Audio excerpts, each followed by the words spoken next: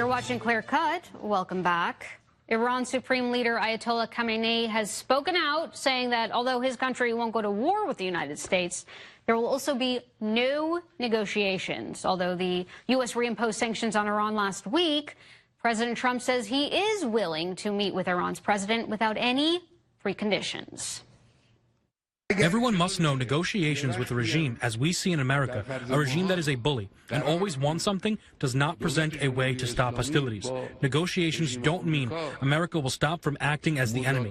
On the contrary, negotiations only give them the tools to continue hostilities.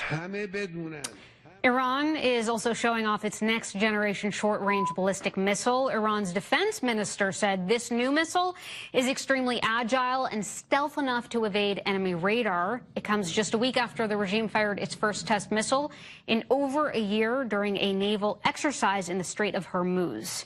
Let's talk about all of this with Craig Snyder. He's a Middle East analyst and president and CEO of the World Affairs Council of Philadelphia. Let's talk about that missile test, first of all, the first missile test in over a year. What message is Iran sending with that? Well, they're sending the message that they have a capability to close the Strait of Hormuz if hostilities erupt, or if they choose to have hostilities erupt. Of course, it's one of the world's most vital sea lanes and one of the easiest to choke off because it's narrow. So they're demonstrating capability, and they've invested a great deal as a country in their ballistic missile program, both short range and intermediate range. It's been really sort of their Manhattan project so far, and they're showing off that they have this capability. Is this really their best leverage, promising to choke off the oil market if the U.S. squeezes them too hard? Well, I think it is. It's powerful leverage. The even just fear of conflict in the Persian Gulf over the last number of decades, even just moments of fear, have caused oil prices to spike in ways that can be destructive to growth in the world economy, can have impact on almost everybody on the planet. So it's a lot of leverage that they do have. Now, actually using it, of course, different story. It would almost certainly provoke major war. And as you said in your lead-in, the Ayatollah today said that there would not be war. So they're sort of, you know, speaking out of both sides of their mouth as they deal with a situation of the sanctions and even the anticipation of the sanctions up till now having caused really an economic freefall in the country. The economy in Iran is doing terribly and getting worse. So that's the principal problem that they face at home. They're trying to use what leverage that they can to prop up their position, have the Europeans, the Chinese, the Russians come to their aid. So that they don't resort to the acts of force that they're at least saying they're capable of. I was really struck when the Ayatollah said, okay, no negotiations, but as you mentioned, also no war. Doesn't sound like you really trust him on that second part. Well, it's an odd combination.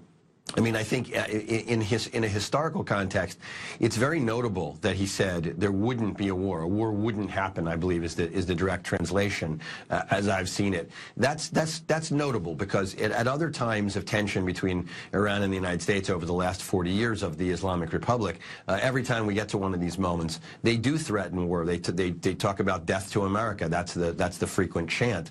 They illustrate it in videos of attacks and so on.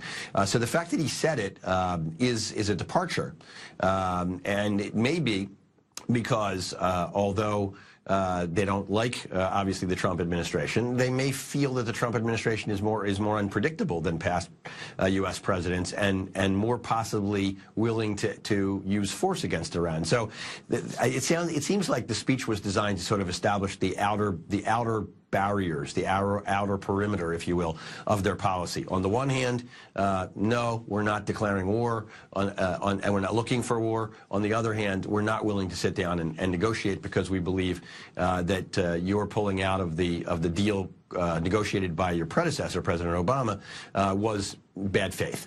I wonder if they're also not chanting death to America, because right now there are protesters in Iran chanting death to Iranians' leaders because they're so upset about the economy. So that wouldn't really be a good look. But, okay, just play this tape forward for a moment. Do you see a scenario where the Iranians actually sit down with Donald Trump?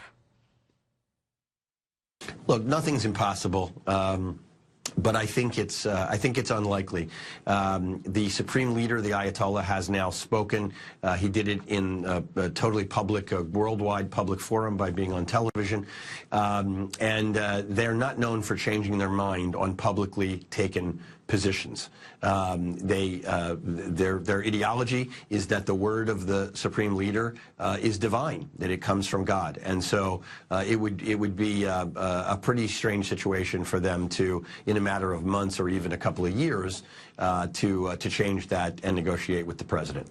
Listen, Craig, we're living in some strange times right now, so who knows, this actually may happen, and if it does, we'll have you back on for that. Craig Snyder, thank you again for joining us.